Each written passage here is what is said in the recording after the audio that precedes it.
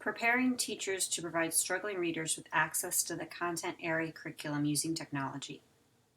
A self-guided online course module was developed incorporating the principles of universal design for learning and hosted on Nearpod with a companion website designed in Wix.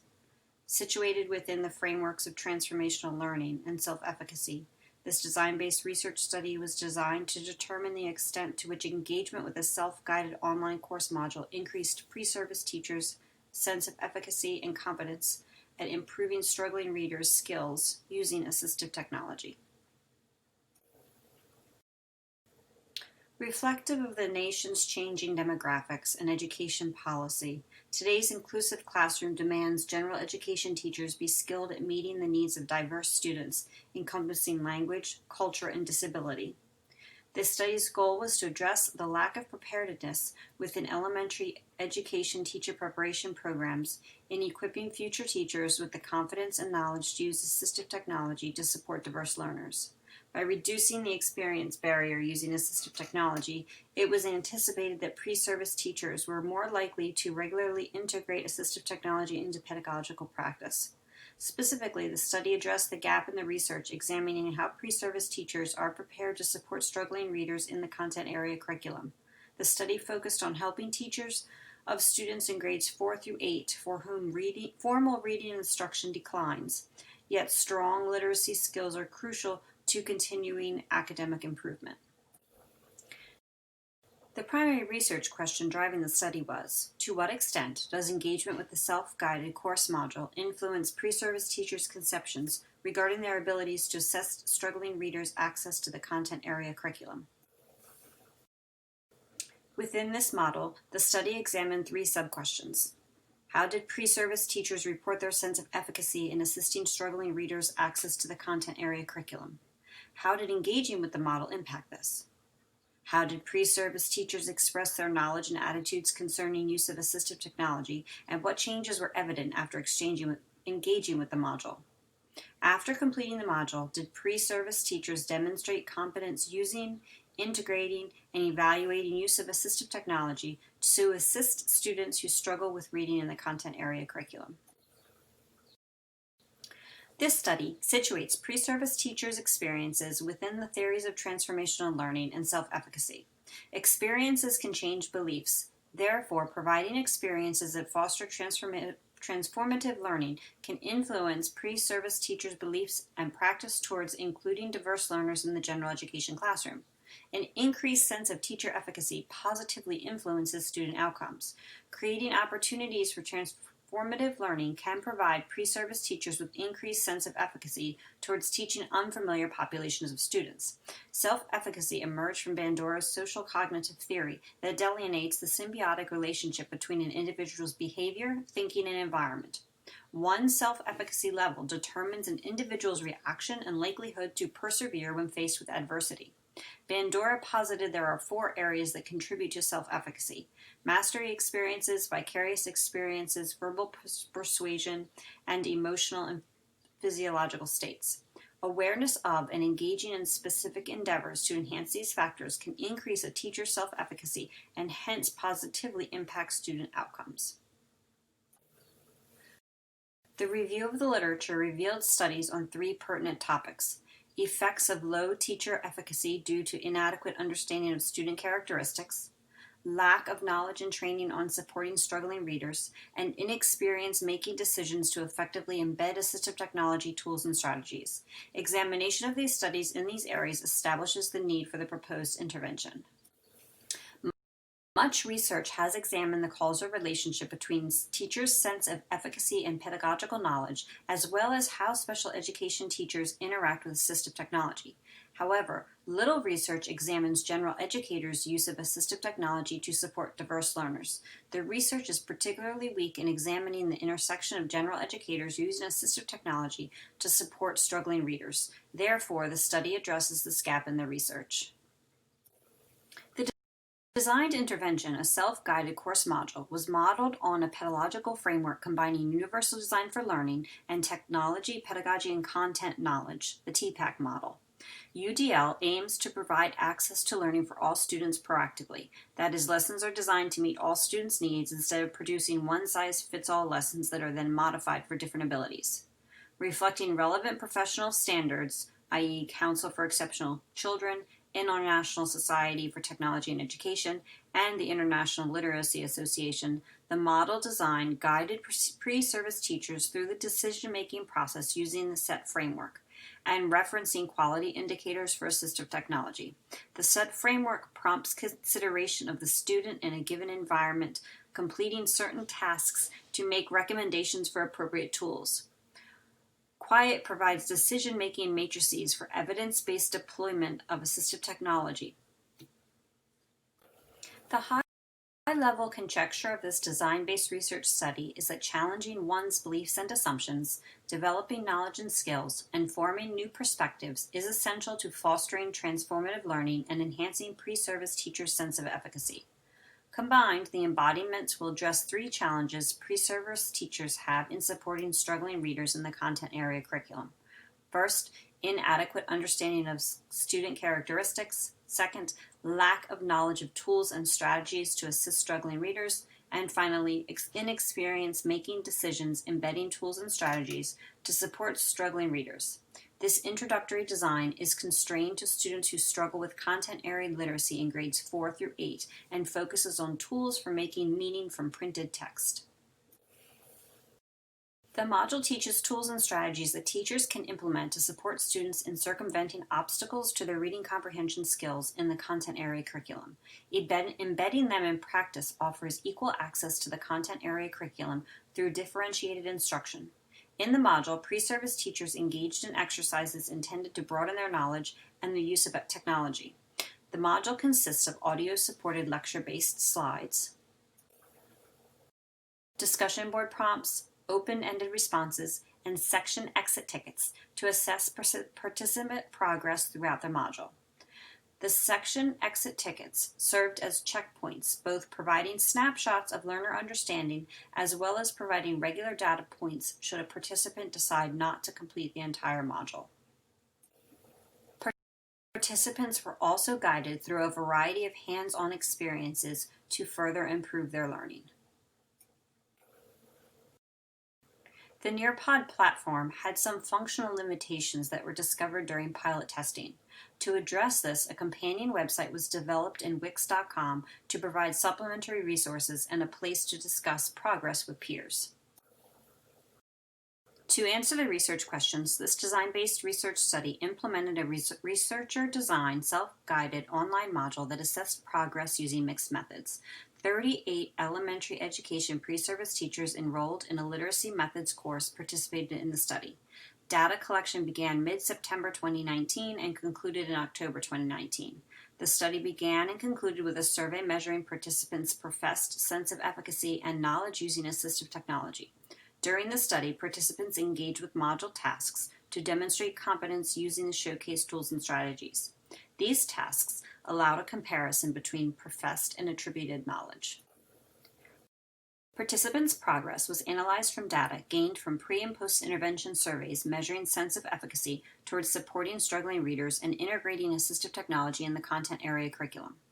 While the survey instrument measured progress over time, it could not reveal how design elements contributed to changes in learning. Thus, process data were collected in the form of participant responses on section exit tickets, journal responses, and discussion board postings. This process data provided a snapshot of progress throughout the module activities and supported why learning occurred. The module tasks prompted learners to change their frame of reference based on experiencing disorienting dilemmas, critical reflection on preconceived assumptions, and exploration of alternative possibilities. Thus, the participants' transformed approach led to increased level of efficacy in supporting struggling readers. Three main themes were evident in the participants' responses to the module. As designed, the modules encouraged participants to challenge their beliefs and assumptions, develop knowledge and skills, and form new perspectives. Dependent paired t-tests on 3 subsets were calculated to compare the participants' sense of efficacy towards their confidence reaching struggling readers and their ability to use technology to meet these needs prior to and just after participating in the intervention. All results demonstrated statistically significant difference between the participants' pre- and post-intervention professed efficacy. The second part of the intervention survey measured participants' professed knowledge using assistive technology in 6 areas: providing access, using assistive technology tools, evaluating level of teacher preparation, making accommodations, finding support in school, and teaching reading in general.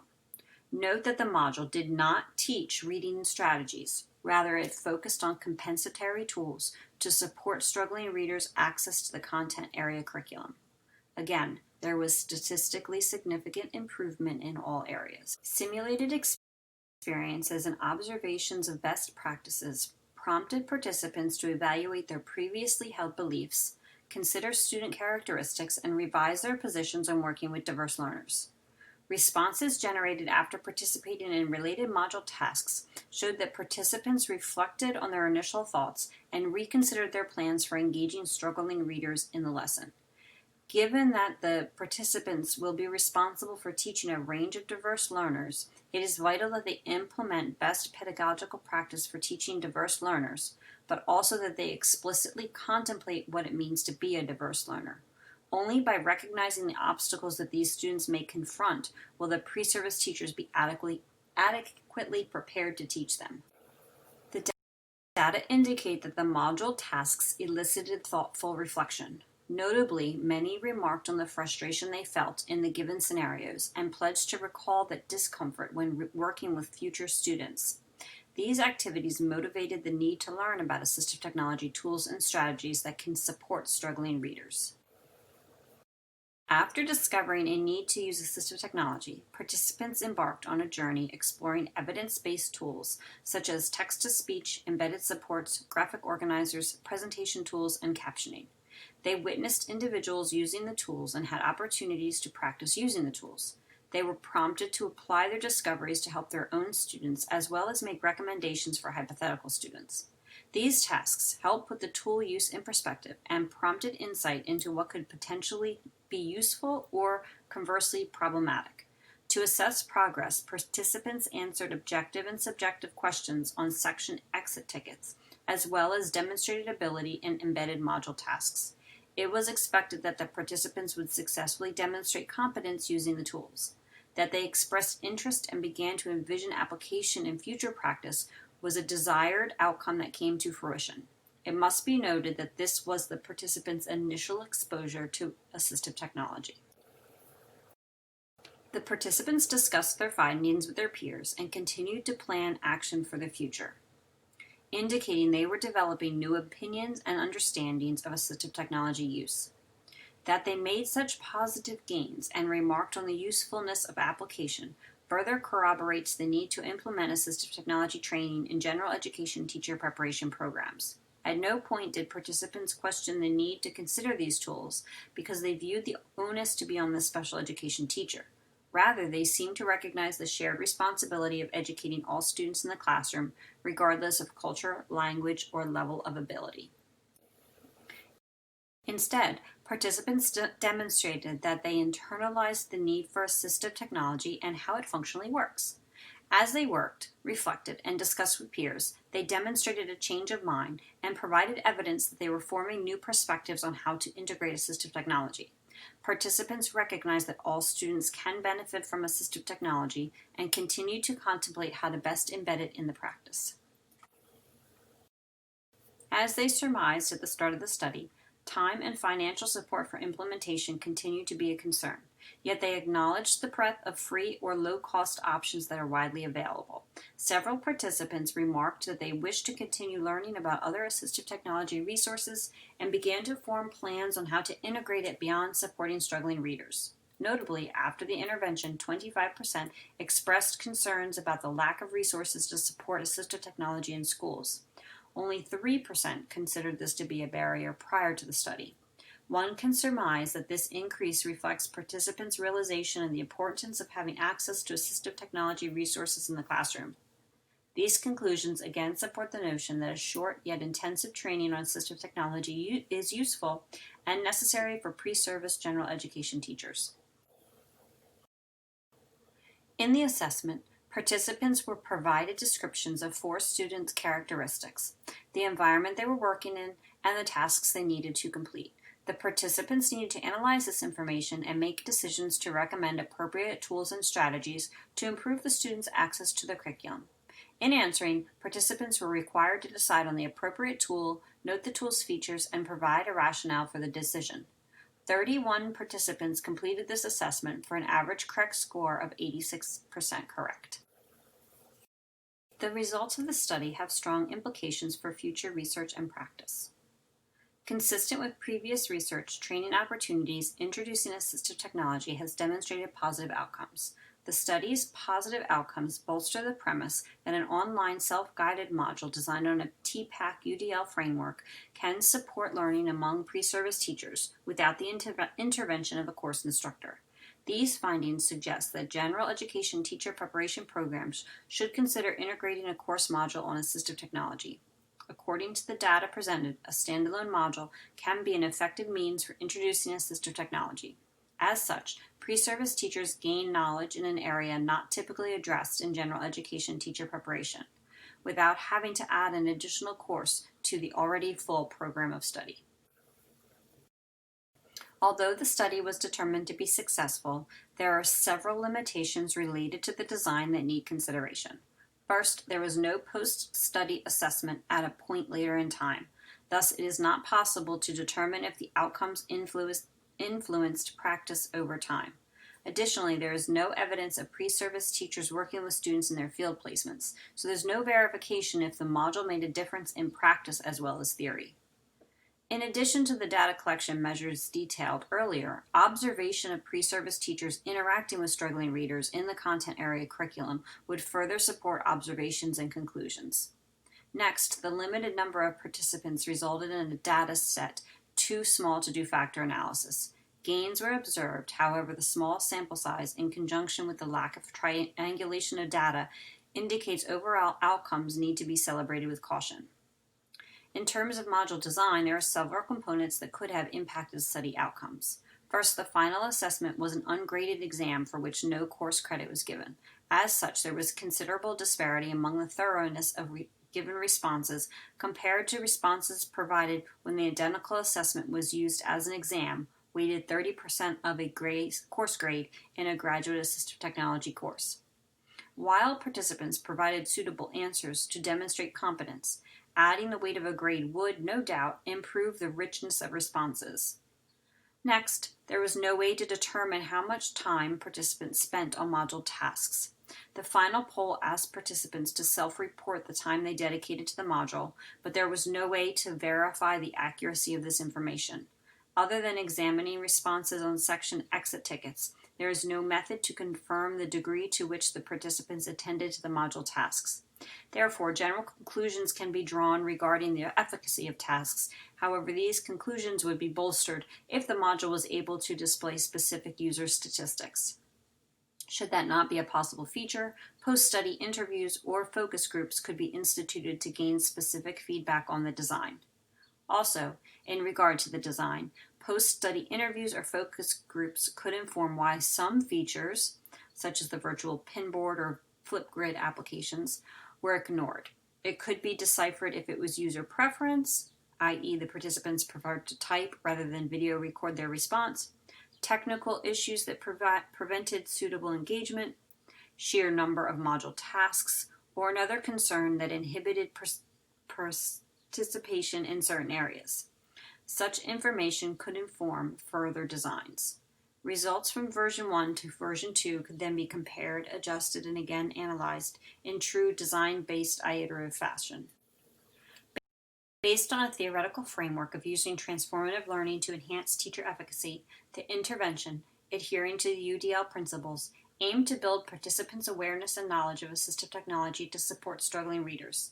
This awareness impacted their sense of efficacy to embed assistive technology in pedagogical practice, thus provided them with the competencies to offer students with diverse learning needs access to the content area curriculum.